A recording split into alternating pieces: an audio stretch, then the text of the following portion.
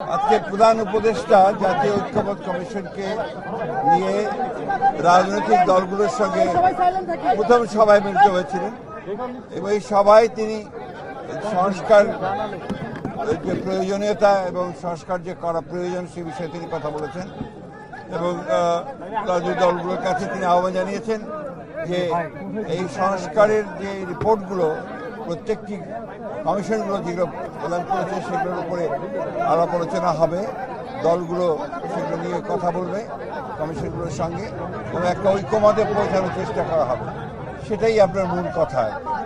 এবং সেই জন্য আজকে প্রাথমিক আলোচনা, সেখানে বিভিন্ন রাজনৈতিক দল বিভিন্নভাবে কথা বলেছেন।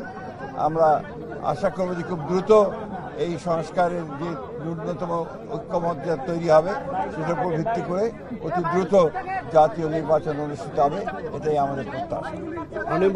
স্থানীয় নির্বাচন বা সংসদ নির্বাচন কোনটি আগে? আমরা আগে বলেছি, কিন্তু আমাদের কথা খুব পরিষ্কার বলেছি ভাই, আমাদের কথা হচ্ছে যে আমরা বলেছি যে জাতীয় সংসদের নির্বাচন সবার আগে হতে হবে, তারপরে আপনার স্থানীয় সরকার। আজকের আলোচনাটা কি মানে শুধুমাত্র ইন্ট্রোডিউস করা, অন্যান্য শুধু ইন্ট্রোডাকশন, আজকের অন্য কোনো কিছু হয়নি।